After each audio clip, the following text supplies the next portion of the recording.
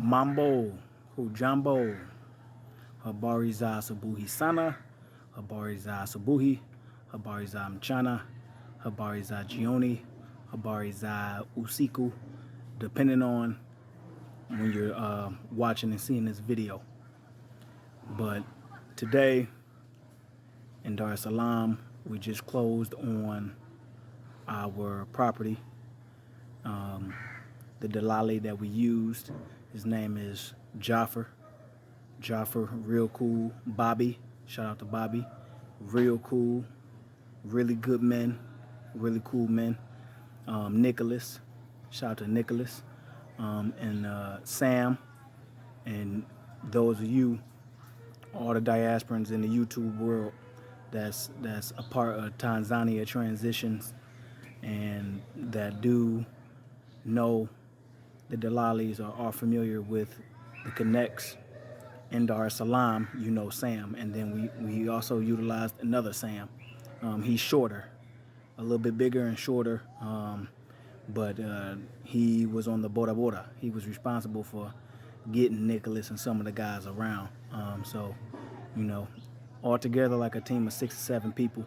And it was flawless. It was flawless.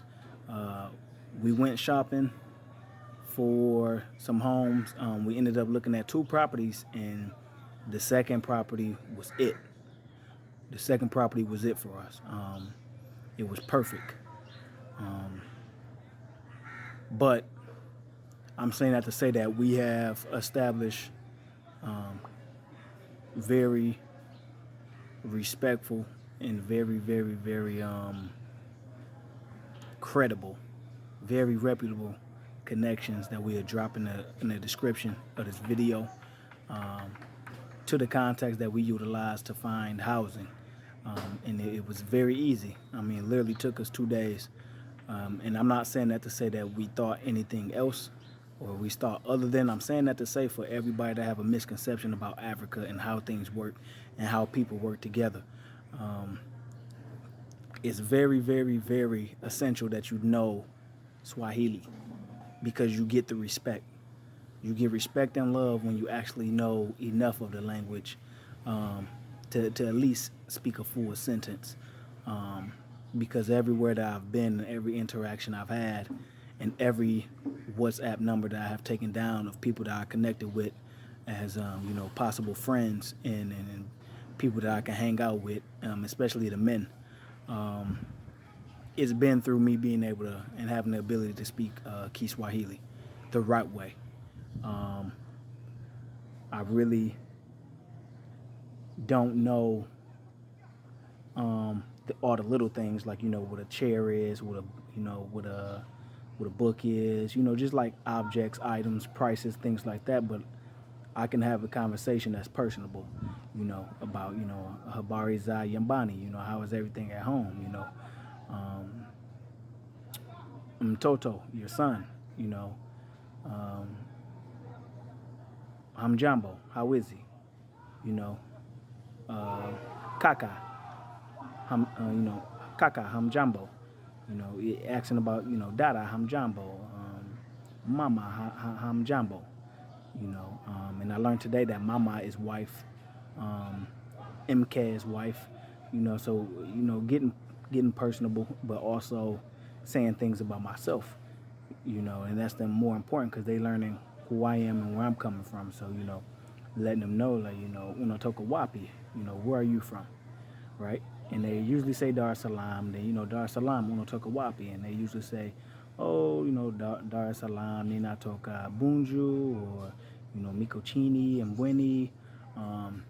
And then my next thing that I usually go with is Habari za Kazi, how's your job, or Habari za Yambani, how is your home, Mzima, how's your health, how are you, you know what I mean?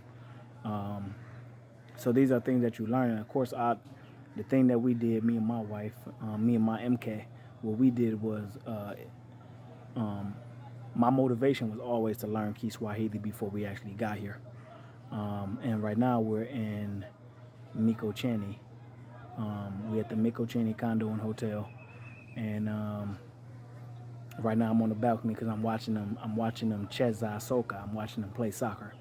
Um, so, like I said, just through Kiswahili, I've been able to get personable and establish healthy relationships and a healthy energy. Because if you have poor energy and you bringing that, um, if you bringing that European or white mentality over here when you communicate and when you're moving about with people, that's the energy you're gonna get in return. But that's anywhere. That's even in the United States. If you come over to the United States and your energy is poor, then you're gonna get a poor reception in return. So that's not just here in Tanzania, not just here in Africa, man. That's anywhere in the world. So that's how that goes. But as far as um, everything else, like I said, being personable, as far as me, I'm into sports, so I coach. So Nina Kocha, I coach. So Nina Kocha Mpira wa Kikapu na soka no boxing. So I coach basketball and soccer and boxing. So let them know. You know, Nina toka Jamaica, Jamaica Nina toka St. Elizabeth, St. Elizabeth Nina toka Barons. So just giving them even a geological place that they can relate to and with, because Jamaica is very, very known here, and that's due to the Ethiopian connection, which is why I have these African beads around my neck. Because in our music, we always talk about in Jamaica our East African heritage, and these colors are not only don't only represent Jamaica but also Ethiopia. So when you talk about East Africa, Ethiopia with Haile Selassie, Big Rastafari, they are very familiar with Jamaican culture. So if you and I'm not saying everything, but if you have any Jamaican heritage, you can utilize that to your advantage because of the Haile Selassie connection, and that's the reason why we Big Rastafari, Farai. Um, that's where the Rasta comes from, and just a little bit backstory. Tanzania, you know, um, it was colonized, but you know, Julius is who fought for the independence of Tanzania, and well, not Tanzania, but Tanzania, as the locals say, because you want to make sure that you get straightened out as far as what's respectful and what's not. So in Tanzania, they united with Zanzibar to make Tanzania, to make Dar es Salaam, land of peace. So Tanzania did have a conflict in the past and went to war in the past with Uganda. And Uganda has a tribe that's actually named after my first name. And I always knew that my name had an African tie, of my first name at least. We in America, all the blacks, all the diasporans, our last names are tied to slave owners, and we know that. So to get away from that, you definitely want to come to the motherland and see who you are. But I was educated about the war between Uganda and Tanzania, and how they came to peace in the end, and that Tanzania was colonized by some Indians and I believe, did he say Germans? Did he say Germans or Danish? But I'll have to ask again. But Tanzania was colonized by whites, and Indians also had a hand in that history too. And Zanzibar has actually been overtaken by Middle Easterners and Indians, which is why on the island of Zanzibar there's as the local told me, such a mixture.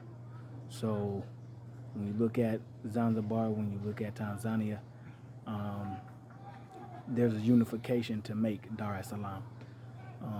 So that's the history.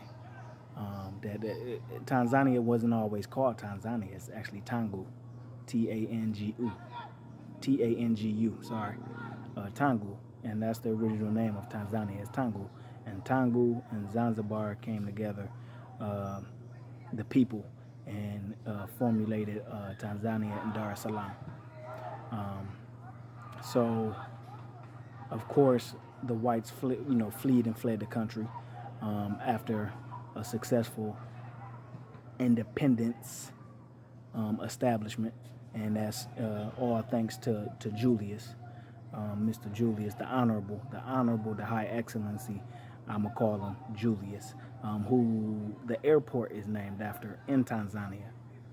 In Tanzania, the airport is named after their first president who fought for the independence of Tanzania.